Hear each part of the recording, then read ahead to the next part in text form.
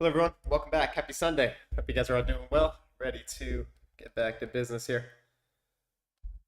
Quick Hello audio everyone, check. welcome back. Happy Sunday.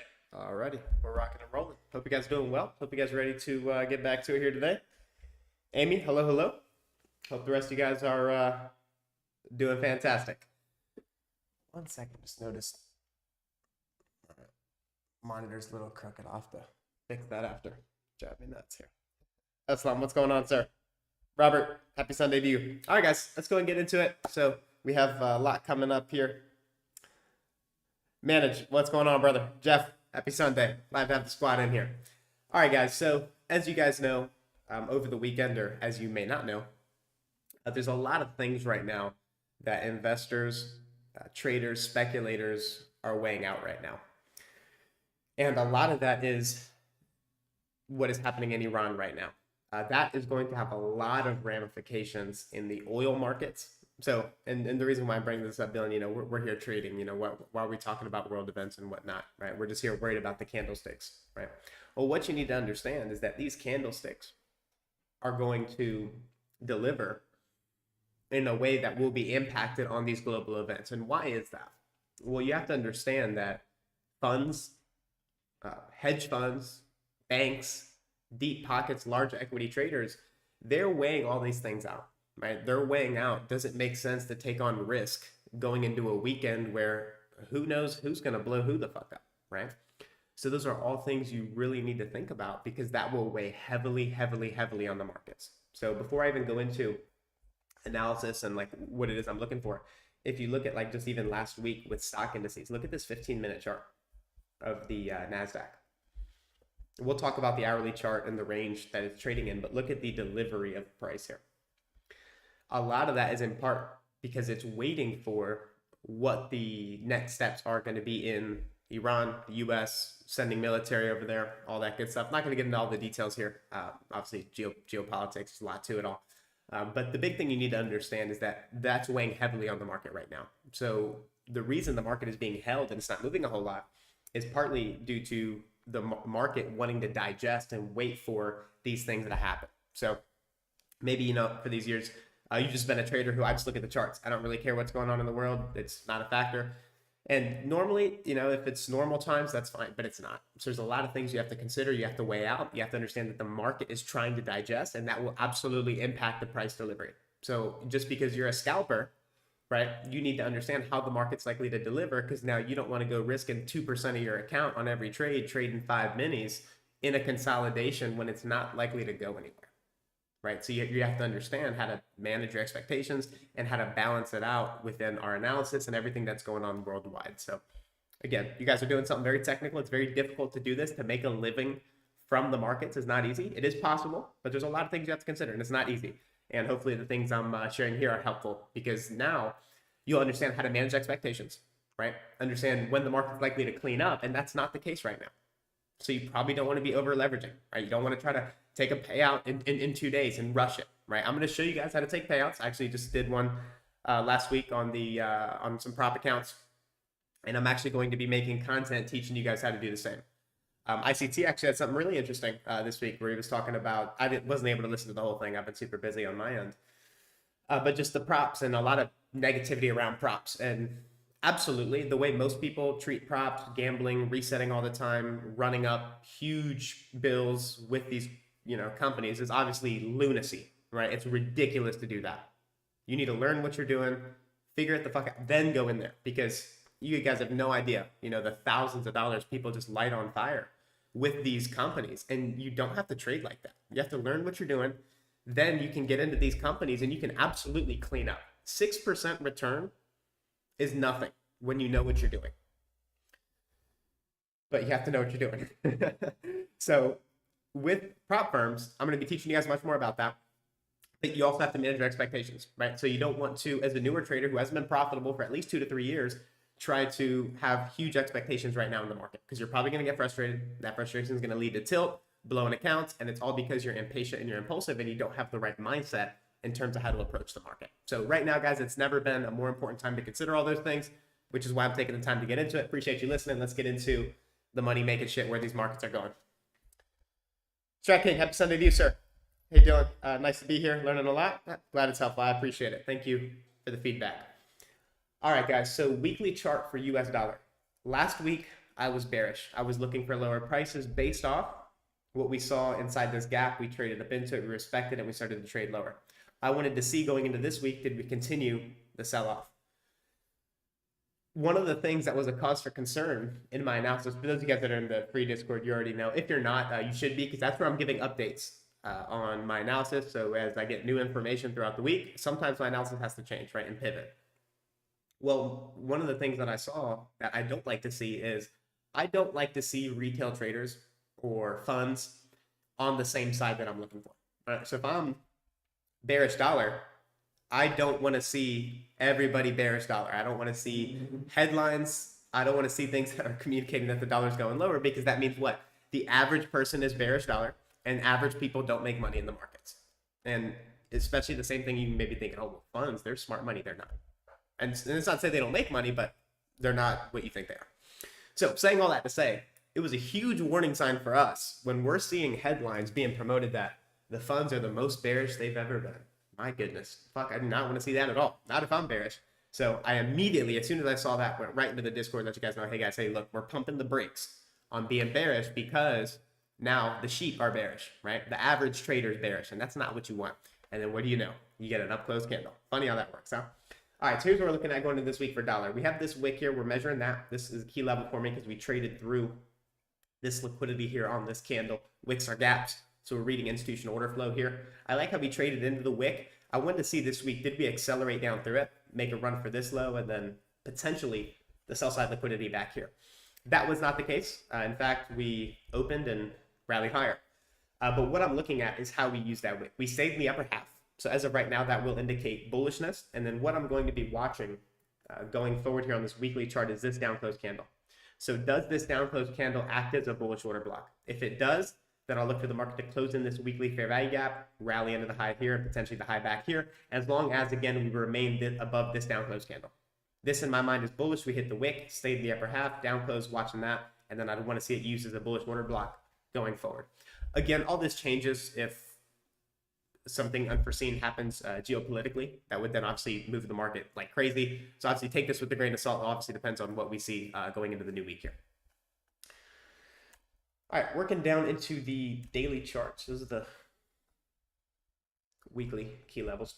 All right, so daily chart, we dropped down. We took out the low from back here. So let me just put that on there.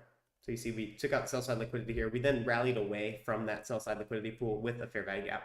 We dropped down into that gap, and then we used it as support. So what I'm looking at right now is, are we going to start the buy side of the curve here of a market maker buy model to run out the original consolidation? Possibly, right? And here's what we're watching going forward. So this gap here was used as support. Why is that important? When you're reading order flow, you can make it simple or you can make it very precise and very complex. For my simple folks, what are we seeing here? Gap, supporting price, and down close candle, supporting price.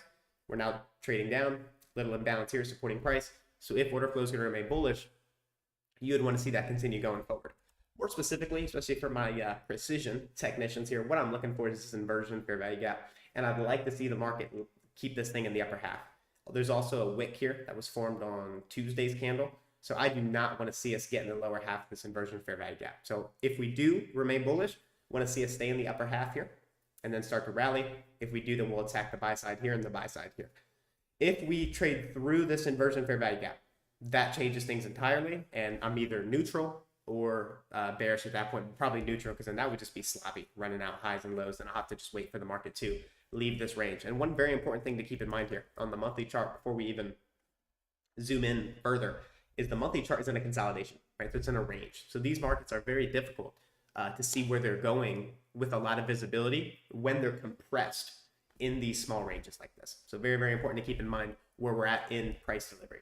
When markets are like this, right, trending directional on the monthly chart, it's super easy to work with, navigate, see where they're going. But again, just understand that's not the case right now. So it requires a lot of weighing things out, seeing how the market uses key levels that you're weighing out, and then from there, coming to a conclusion. But it's not easy trading right now because of what I just mentioned.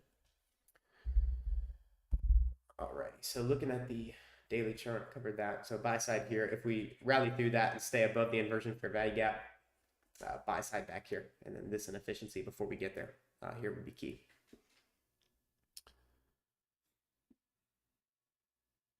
All right, see the camera glitching out on me. We don't like that. Let me see if I can.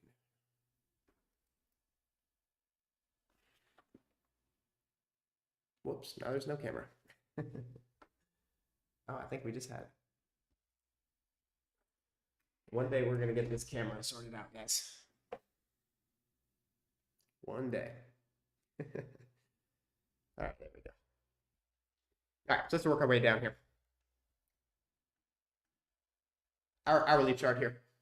So we have these relative equal lows here. We'll see if they want to do something with that. So they could drop it down into these equal lows, make the low of the week inside the inversion fair value gap, and still not upset anything bullish. So that is a possibility. If we start to accelerate again through that inversion gap there, that would no longer be bullish. So if we start to trade down to the low, then my attention would jump down to these lows here and then here. So that's what we're looking at for dollar.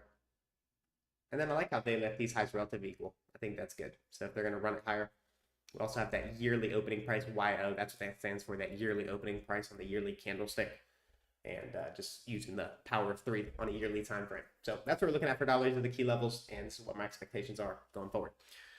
Bonds, not a whole lot of excitement here. Again, we're still in the range. I'm watching this weekly fair value gap here below market price. That'll be a key level for me to gauge bias going forward. We're finding that down to the daily chart here. We retraced into these two imbalances. Ideally, we'll leave some of that weekly fair value gap open if we're going to run up into these relative equal highs here. So that's what I'm watching on bonds. But again, we've been consolidated so long in bonds, there's not a whole lot of excitement there. Alrighty, so now for the $1 million question, indices. And indices are tough right now. So I'll talk about why that is the case. So last week I was looking for lower prices in the indices, and we did not get that. We got a little bit of a run lower, but other than that, it was really tough week to navigate. And one of the things that you'll see that helps us see it was a difficult week is here. Let me show you guys. Let's just go to the continuous, teach you guys something about consolidations. Huge.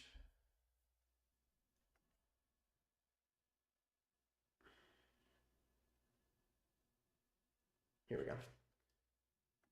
Huge gem for understanding market profile, and not market profile in the sense of like the volume shit, the market profiles to how you expect the market to deliver.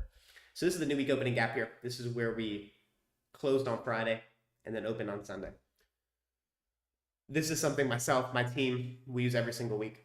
How do you know the market's in consolidation, right? Because it's like, okay, Dylan, yeah, you know, I can see at the end of the week here, yeah, this thing was in consolidation. I should probably lower my risk, not over leverage, not over trade, because we're in a consolidation, right? It's obviously at the end of the week, of course. But how would you know that during the week? It's using this reference point here, the new week opening gap. And the way you use it is if the market consistently refers to it, meaning you have consistent repricings back to that level late in the week. Late in the week is, okay, Monday, Tuesday. It's reasonable to use that level Monday, Tuesday, because that's when it's likely going to do what? The higher low of the week and then expansion. If we're in a trending profile. In a trending profile, it might only use the new week opening gap once or twice, maybe.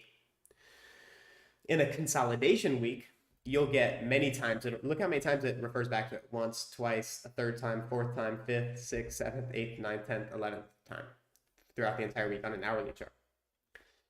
When the market, and well, what you'll understand for those of you guys that are working with me, your gears already turning, because you know these are all setups. These are all tradable price runs back to that new week opening gap. For those of you guys that, you know, that's maybe beyond your understanding, no worries. Here's how you use new week opening gap. If it's consistently referring to it late in the week, I'm talking Wednesday, definitely Thursday going into Friday, that's the surest sign you're in a consolidation profile. So that's how you use new week opening gaps. They also give you setups. They also can be used for entries, and they can also be used for reading institutional order flow. So the more you know about NWALs. All right, let's go back up to this weekly chart here. So tough week, but not like a surprise, like, whoa, where'd that come from? Because the market's continuously referring to that new week opening gap. So looking at this weekly chart here, we stayed in the range. Right now, this market is 50-50 to me. There's no obvious imbalance. There's no obvious draw on liquidity, market structure. I don't have that at present in this market. We have relative equal highs I could make a case for. We have relative equal lows I could make a case for. If I had to decide on one, I would say the lows, but it's not worth much in this type of market structure here. So 50-50 on the weekly chart. So of course, now we'll refine it, and then you can see on the daily chart, look at how long we've been range bound for.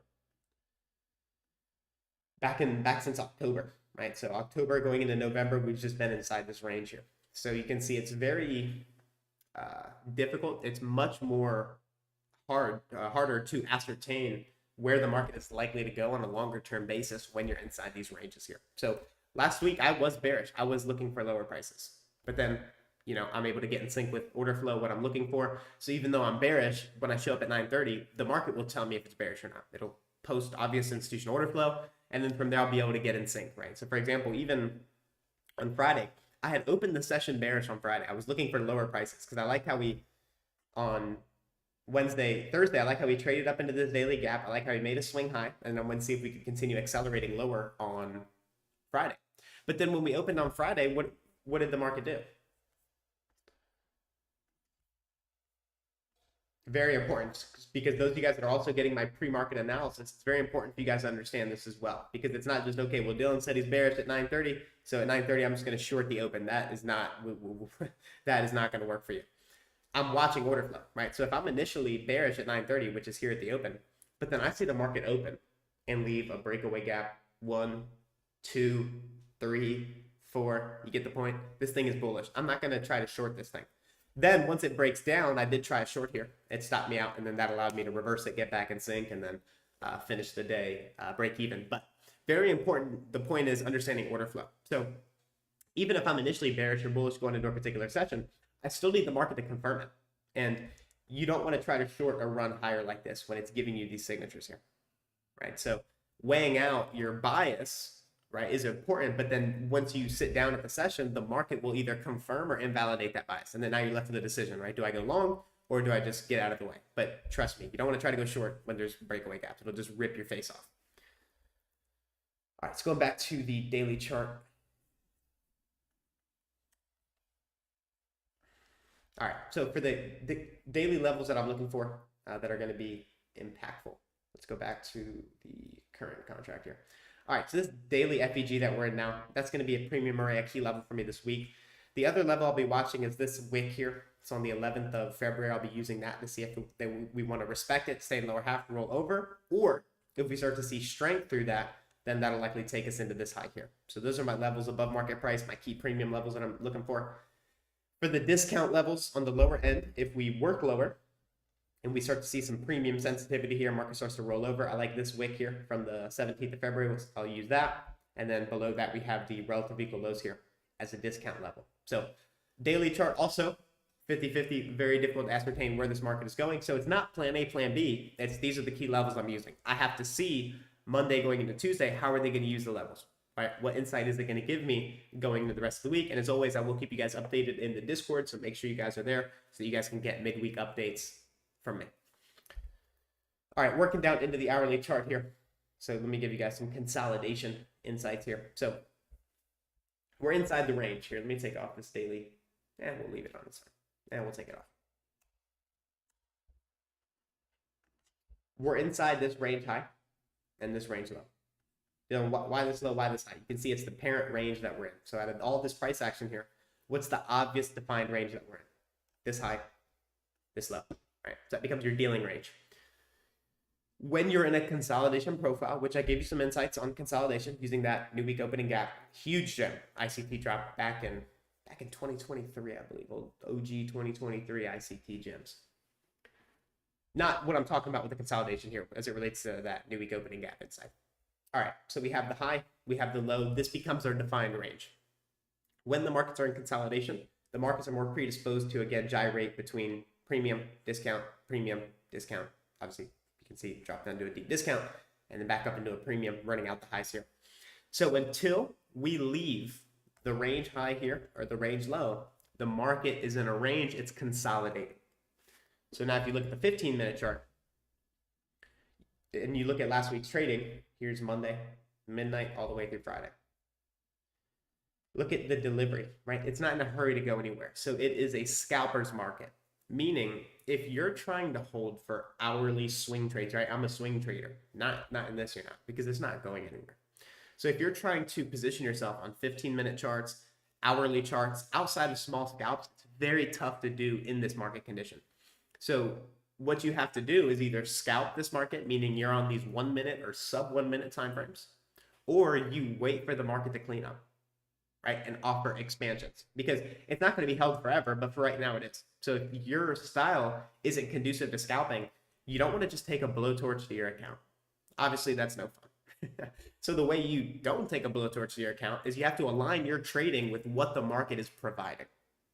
And right now, that is scalps. So if you don't know how to scalp, you probably don't have a lot of business being very active in these markets right now. And there's nothing wrong with that, right? If you're not a scalper, that's cool. Hey, come back when it's going to be easy money for you. And right now, it's not. Right now, it's literally taking a blowtorch to your account if you're trying to swing trade, short-term trade, or obviously you can't position trade in anything like this. So just some things to keep in mind. If you look at the 15-minute chart, you can actually see how it's gyrating from that premium here.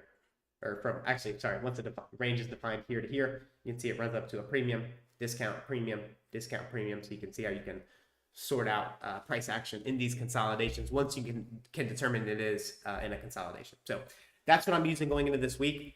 With Dylan, how are you going to know when price action is going to clean up? How are you going to know when we're leaving the range? I just told you, right? It's going to be this high and this low. Until we leave that, the market is consolidating.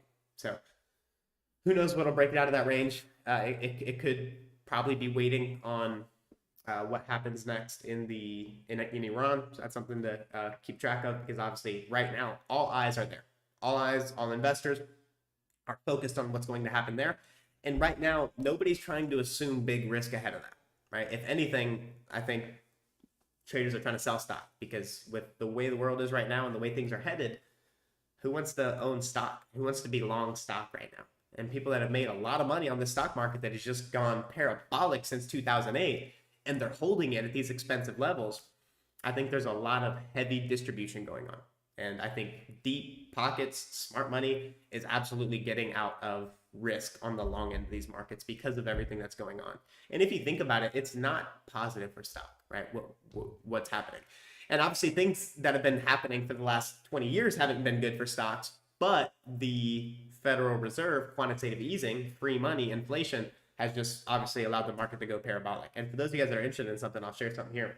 If you look at the growth in the stock market, in the S&P and the NASDAQ, you'll see the market's actually not growing at all if you compare it side by side with real inflation. Not the Cook numbers they give you that say it's 2%, because anybody with the functioning brain can see that inflation is a little more than 2%. So what tells you real inflation is look at how much the stock market has made each year. 7%, 10%, 12%. That's real inflation. So the stock market isn't actually gaining value. It's actually just keeping up with inflation. Something to think about here going to the weekend. So with that in mind, we'll take a look at the usual suspects here. Look at the last couple markets, take a couple questions if you guys have any, and then we'll go ahead and finish this one up here. Robert, got a question on NASDAQ? Yeah, let me take a look at that before I move on. Hey, Dylan, so would you use the wick on Wednesday 11th to grade it and gauge order flow? Absolutely. Absolutely. Yeah. That's what I was saying. Yeah. So if that wasn't clear, when I said this wick is a key premium level for me, that's exactly what I'm referring to. Most definitely. It's a key level that we're not just putting like a big rectangle on it, right? And say, okay, here's my key zone. That's not helpful. So exactly what you said, right? We grade it. So I'll say, okay, well, what's the range? Measure it, and then I'll use that for insights into algorithmic price action. Let me show you an example of that so you know what I mean. I think you already know, Robert, based off your question, I can tell you're pretty versed in these concepts, but here's the idea, right? Wick, you measure. What did we do in this candle? We couldn't even get to 50%. Is that bullish or bearish? Bearish, big down close candles, right? So that's how you can start predicting that stuff, but it's all based off order flow. So if I'm saying I'm watching a wick, this is exactly what I'm doing. I'm grading it, and then I'm looking at key times of the day, studying how it uses these key levels at key times, and then from there, just kind of gives it to you on silver platter as to what it's going to do if you know what you're looking for. So absolutely, yes, sir. That wick is going to be key for me here going forward.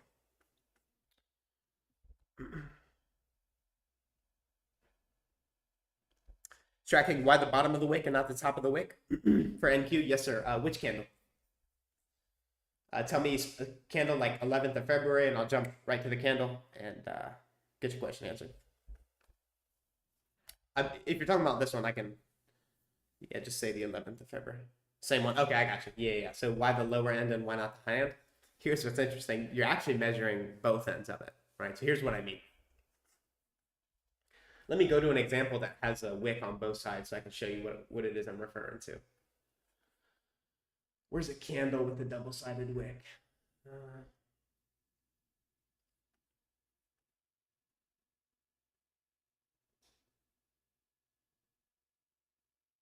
Perfect. Here.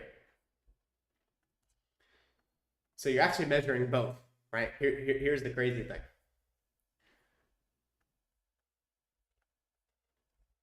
Right. So let's say, we're opening this day here and I'm doing analysis. Same thing, it's like we're going into this week here. And like market opens here. If I'm bearish, right, then I'm going to measure the higher end of the wick. And then I'd want to see it do what? Stay in the lower half. Because that's just going to tell you, easy, I'm going lower, get short. Now, if it's going to respect the higher end and I'm looking for lower prices, it goes without being said that it's going to have to trade through the lower end parameter of the wick. So now, let's say market opens here, trades higher, here, fails to reach 50% and then starts to work lower here. Well, I'm not just looking at random white space in my chart, right? I need to see what key levels is the market using so that I can gauge order flow at every single price range that I'm in. So now what do I have here to read price action? The lower end of this wick here. So then if we trade higher, respect that, stay in lower half, start to work lower, then what do I want to see it do through the low end of the wick? Smash through the upper quadrant, right? Smash through the 50%, trade all the way down through these levels, and that would tell me it's weak. And then here's an example. You can see like how that actually comes to life. Let's go into a 15-minute chart. It's a little spotty action, but you get the point. So the market opens, and that's kind of unfortunate. It's spotty price action, but you can still see it. It's tracking the Nasdaq. So it's trading higher into this wick. It's failing to get to 50%. And now you want to see it do what? Smash down through this lower end of the wick here. Yeah, we actually need to get some cleaner price delivery so I can show that in 1 second. Let's go to the continuous. Yeah, there we go. So you can know what I'm doing with this information here this week, right? So the high end of the wick measured, well, why not the low? Well, in fact, you're measuring both. So that's a good question, right? So now you go into your lower time frame, 5-minute chart. So now you got your 2 wicks, right? And you know what you're doing. It's not just you have all these lines on the chart and it's like, wow, what the hell do I do with all this? It's like, no, you're reading institutional order flow. So we got the higher end parameter of the wick and then the low end parameter, right? So it drives up into the high. You're already bearish because we're looking for lower prices this week. And then now this thing further solidifies that by not being able to get to the upper half of the wick here. That's lovely. And now we're going into key time of the day.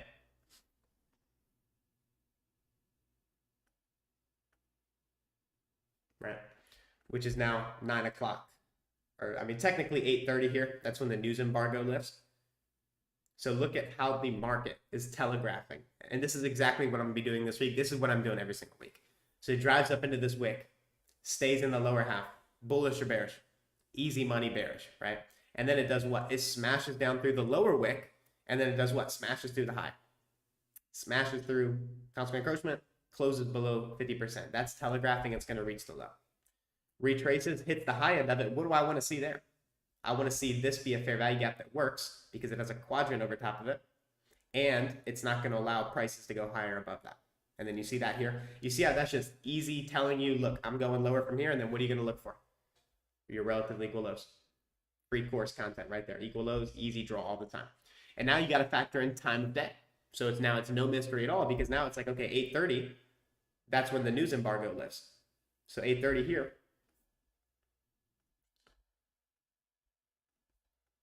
That's when the action starts because that's when the news is coming out. And then look at how it already indicated it was weak here. It was weak here. And then at 8:30, they just give that little run into the equal lows on a silver platter for smart money. Imagine doing this every single day when the market's moving. Now you can, and this is the information you use to do that. So you see why you would use both and how you're going to use that information, right? So now going back to the price charts here.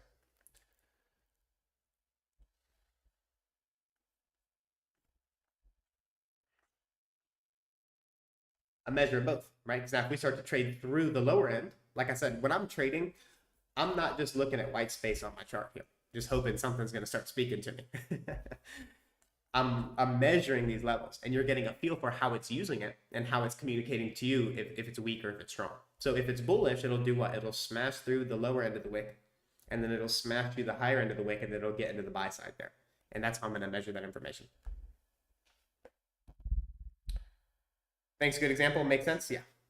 And it doesn't just apply to that example. Every time you're measuring, you're grading wicks, gaps, it all applies. And you're going to see that's what takes you to another level of guessing. Oh my gosh, is this fair value gap going to work? Shit, I don't know. I watched the YouTube video yesterday. I think I know the model, but goddamn, I don't know if it's going to work.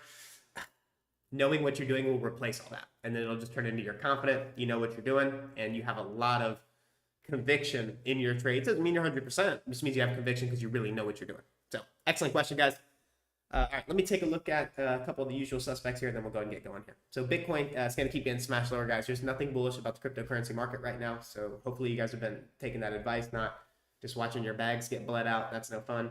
So looking for lower prices on BTC, Ethereum. Yeah, absolutely nothing remotely bullish about cryptocurrency. So they're going to keep smashing these things lower. And I left you guys off with last week. The levels are going to take this thing down into. So I think we are good. Bada beam, bada boom. And crude oil. Got to touch on some crude oil. All right. So crude oil is going to go absolutely ballistic if we start to see what I think is going to happen in Iran in the next, I don't know, I'm not going to put a time on it, few days, few weeks. We will see crude oil run so fast for the buy side liquidity here. It's going to be jarring how fast this market will move because of how sensitive Iran is and that whole global region to oil. So we will likely see oil go ballistic from a standpoint from just the charts here. We dropped down. We took out the sell stops here, right? So you know anything about price action trading, you know big runs happen after liquidity runs, right? And then we've traded higher. Trade above a key high here. So this is a market structure break in my mind here. Down close candle, we traded up through that. So now we have a bullish order block here. So in my mind, crude oil is primed to rise. And then given the backdrop, with the global tensions, that in my opinion sets the stage for crude oil to just do some absolute numbers this year. Not financial advice. Metals. Gold holding well, holding solid above 5,000. I like that. That's good. So obviously all this uncertainty and instability is also reflecting in bullish metals market as well. And silver super volatile. So yeah, I like higher prices on gold. Gold might not be done yet, but you have to measure this wick and you grade it. And then you do the same thing I just taught you guys with with NASDAQ and the daily wick, and then looking at it on like a 5-minute or a 1-minute chart. You do the same thing with any market you're looking at. And that's how eventually you'll have the universal skill set to open up a chart, whether it's a bond, a stock, a currency future, an index future. If it prints candles, it follows this logic. How cool is that, huh? So looking at this here, we're watching this wick here, and we'll see how gold uses that information here going into the new week. Grains, keeping my eyes on the grains, but I'm not going to talk too much about that here. Yeah, and I think that'll do it. All right, guys. So that's what we're looking at on stocks right now. We're inside the hourly range, and we'll be watching that until further notice. But now you guys also know what levels I'm going to be using to gauge institutional order flow going into the new week and determine whether or not we're going to be bullish or bearish. But you guys also know what I'm looking at on it as it relates to the geopolitical side and what I'm looking for to potentially be the catalyst that opens these markets back up. Because what's happening to the markets right now is they're being strengthened. They're being choked.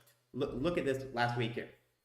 Look at the price action on the hourly chart. There's no displacements. There's no obvious gaps, inefficiencies. Market structure is just a turd, right? Just sloppy price action.